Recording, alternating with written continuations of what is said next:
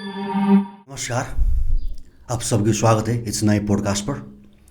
आज हम चर्चा करने जा रहे हैं नेपाल भारत संबंध के विषय में। नेपाल भारत संबंध आदिकाल से चल रहा है और बहुत अटूट हिसाब से चल रहा है। तो नेपाल भारत संबंध का एक सिविलाइजेशनल एस्पेक्ट है, सभ्यता से जोड़कर एक एस्पेक्ट है। दूसरा इसका पीपल टू पीपल कॉन्टैक्ट है और तीसरा इसका पॉलिटिकल आयाम है, डायमेंशन है। तो मैं बात करना चाहता हूँ हमारे जो दो मुल्क जो सेकुलर हैं लेकिन एक ही सभ्यता से बिलोंग करते हैं और हिंदू धर्म में बहुत सी पॉपुलेशन का आस्था रहा है। और नेपाल के लिए भारत का बद्री, केदार, ऋषिकेश, हरिद्वार और भारतीयों के लिए नेपाल में पशुपतिनाथ, मुक्तिनाथ, जनकपुर एक बड़े आस्था केंद्र के रूप में रहा है। तो देखिए, धर्म का एक डायमेंशन, एक आयाम है, लेकिन राजनीति दोनों देशों की कुछ खास नहीं है। अब हम 1950s के समय से बात करेंगे तो देखिए, 1950s के पहले नेपाल में राणाशाही हुआ करता था, एक फैमिली डायनेस्टी जो चलाता था नेपाल को। जब 1950 में रिवोल्यूशन हुआ और जो रिवोल्यूशनरी लीडर थे वो सभी बनारस में पले बड़े थे और भारत नेपाल संबंध की कोर आयाम को वो बहुत अच्छी तरह समझते थे। और 1950 में दिल्ली सेटलमेंट के बाद दिल्ली में एग्रीमेंट हुआ हैदराबाद हाउस में, और पंडित नेहरू, उस वक्त नेपाली कांग्रेस लीडर बीबी कोइराला और राणा मोहन शमशेर के बीच एग्रीमेंट हुआ। और उस वक्त से पॉलिटिकली देखा जाए तो भारत का इंटरवेंशन, कहें तो शब्द अच्छा नहीं है लेकिन हस्तक्षेप हम जो कहते हैं वो रहा है। और हम जानते हैं नेपाल के और इंडिया के भूगोल में नेपाल पूर्व, पश्चिम और दक्षिण से भारत से घिरा हुआ है और उत्तर में हमारा बड़ा छिमेकी चीन है, वो हिमालय की चोटी पर। तो जो हमारे राज्य हैं इंडिया से बॉर्डर में बिलोंग करते हैं वो राज्य उत्तर प्रदेश, बिहार, उत्तराखंड, पश्चिम बंगाल और सिक्किम, ये सभी राज्यों का जो लोकसभा में सीट है वो 168 और यूपी का तो बहुत बड़ा 80 सीट है लोकसभा में। तो इसका मतलब क्या हुआ कि जो राज्य नेपाल से जुड़ा है उस राज्य का सीट लोकसभा में बढ़ा है। तो नेपाल के विषय में, नेपाल का संबंध और नेपाल से जुड़े हुए सवालों पर अगर भारत में कुछ इधर उधर कर दिया तो पार्लियामेंट में उस पार्टी का वर्चस्व कम होगा। अब 80 सीट तो यूपी का ही है, तो अगर हम कह दें कि कुछ उल्टा सीधा बोल दिया यूपी के लीडर ने नेपाल को, तो नेपाल के तराई में और जो यूपी में जो लोग रहते हैं उनका पीपल टू पीपल कॉन्टैक्ट है, तो वो बैक एंड फोर्थ कर रहे थे, तो उससे उस पार्टी का वोट बैंक में सोच समस्या होता है। तो यूपी बिहार के पॉलिटिशियन बहुत कंसर्न रहते हैं कि हम नेपाल की सेंटिमेंट से जुड़े रहें, उसमें कुछ इंटरवेंशन ना करें, उसमें कुछ हस्तक्षेपकारी भूमिका ना करें। तभी से नेपाल और भारत में खुला सीमाना है, नो वीज़ा सिस्टम। हम लोग अनलिमिटेड पीरियड्स में नेपाल में रह सकते हैं और इंडिया में रह सकते हैं। नेपाली लोग इंडिया में अनलिमिटेड पीरियड में रह सकते हैं और इंडियन भी नेपाल में फॉर अनलिमिटेड पीरियड में स्टे कर सकते हैं। सो एक यूनिक किस्म का रिलेशनशिप है नेपाल भारत में। और ये ऐसा देखा जाए कि ये यूएस कनाडा के बीच जैसा है रिलेशन, उससे भी बड़ा मैं कहता हूँ। बट इस संबंध में कुछ शक्तियाँ हैं, कुछ पावर हैं जो इस संबंध को बिगाड़ना चाहती है। हम 2007 साल विक्रम संवत और 1950 से हम दिख रहे हैं। कभी ये चाइना फैक्टर आता है तो कभी पाकिस्तान फैक्टर आता है इस संबंध में, कभी अमेरिकन फैक्टर आता है, लेकिन सभी फैक्टरों से चीर कर नेपाल संबंध उभरा है।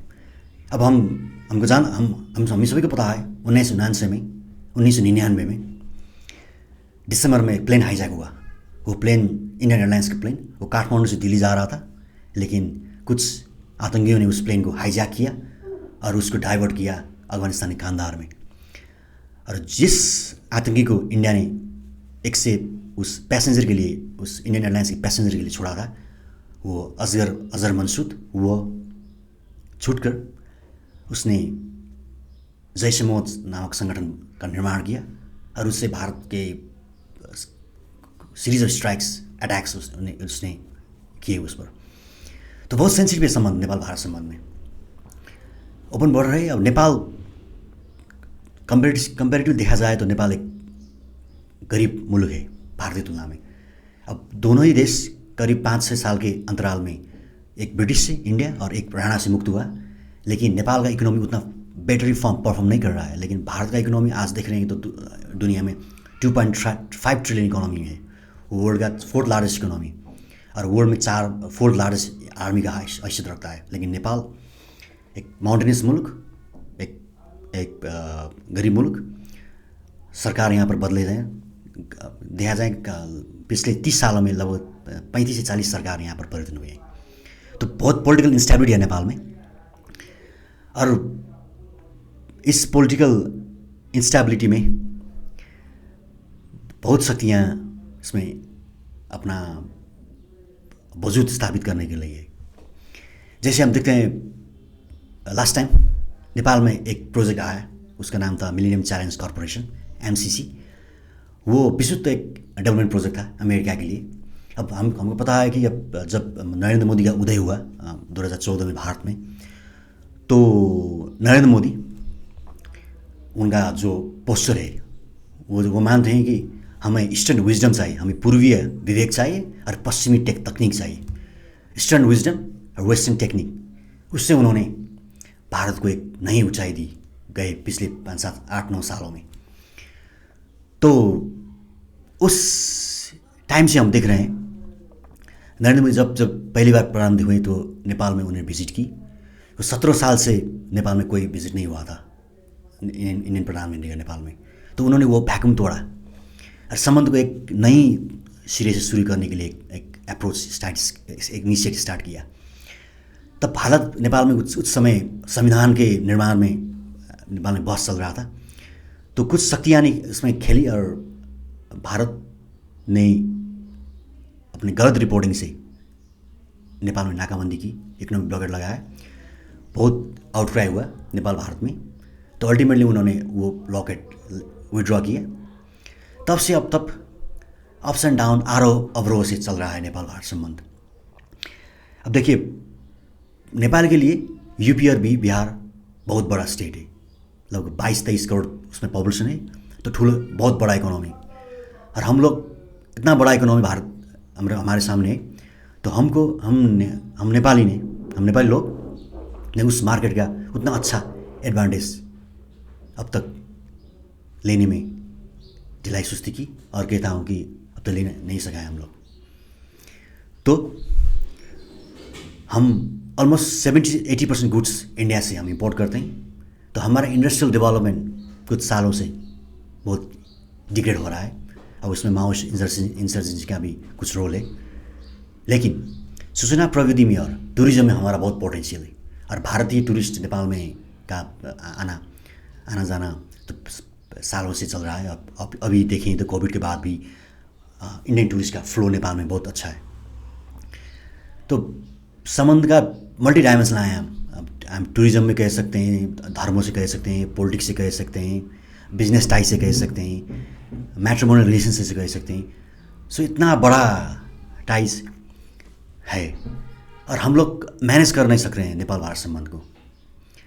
अब पॉलिटिक्स में पीपल टू पीपल कॉन्टैक्ट में तो कोई प्रॉब्लम नहीं, हमने ऑब्जर्व किया। लेकिन जब पॉलिटिक्स की बात आती है तो कुछ लीडर नेपाल के भी और कुछ भारत के लीडर इस संबंध को दांव पर रखकर अपना व्यक्तिगत प्रॉफिट एंड लॉस में काम करना पसंद करते हैं।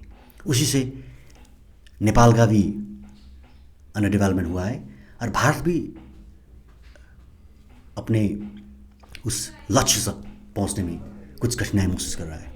देखिए, अब हम एक मेजर मार हैं, एक अमेरिकन फिलोसोफर, वो कहते हैं कि अगर कोई राष्ट्र को ग्लोबल हेजिमोन, महाशक्ति राष्ट्र होना में जा रहा है, तो उसके अपने छिमेकी पर वो डोमिनेंस होना चाहिए, और छिमेकी में उसका कुछ बेटर प्रभाव होना चाहिए। अब देखिए, भारत यदि भारत की सभी छोटी छिमेकी नेपाल, श्रीलंका, मालदीव, बांग्लादेश और इन सबको एंटी इंडियन बना दिया जाए तो भारत का वो लक्ष्य कभी पूरा नहीं होगा। अब विशेषतः नेपाल और भारत संबंध में भारत को वो बिग ब्रदरली एटीट्यूड त्यागना चाहिए। हम लोग एक ही सभ्यता से बिलोंग करते हैं, वो हिमालय की चोटी से लेकर कश्मीरी घाटी तक। तो इसका बात को भी भारत को समझना पड़ेगा और हमको भी हमारा बार्गेनिंग पावर इंडिया में बढ़ाना चाहिए। वो हाइड्रो से होगा, वो टूरिज्म से होगा, वो कल्चर से होगा। देखिए, हम लोग अपना मार्केटिंग अच्छा नहीं कर रहे हैं भारत में। अब देखिए, हमारा पास पशुपतिनाथ का, मुक्तिनाथ का, जनकपुर जो है वो ब्रांडिंग इंडियन प्राइम मिनिस्टर आकर नेपाल में कर रहे हैं। वो बहुत बड़ी बात है। उसका प्रचार, उसका एडवर्टीजमेंट हम लोग नेपाली करना चाहिए था, लेकिन इंडियन प्राइम मिनिस्टर मोदी वो कर रहे हैं। तो उससे तो नेपाल को अल्टीमेटली फ़ायदा ही हुआ है, टूरिस्ट नेपाल में बढ़ रहे हैं। तो देखिए, अब मैं अंत में क्या कहूँगा, बीजेपी और नरेंद्र मोदी दोनों ही नेपाल के सभ्यता धर्म से बाकी जुड़े हैं, बहुत जुड़े हैं। अगर हमने इस मोदी जी के पीरियड में और बीजेपी के रूल में इंडिया में कुछ एडवांटेज भारत से अपने विकास के लिए लेने न सका तो मुझे लगता है हम लोग को अब आने वाली सरकार में, कांग्रेस सरकार में और सरकार में बहुत डिफ़िकल्ट होगा। देखिए, अब और कांग्रेस का, इंडियन कांग्रेस का और पार्टी का जो नेपाल की तरफ का जो अप्रोच है, वो पर्सपेक्टिव है, वो बिल्कुल एक नेपाल को वो लोग एक प्रिंसिपैलिटीज़ की तरह देखते हैं। उससे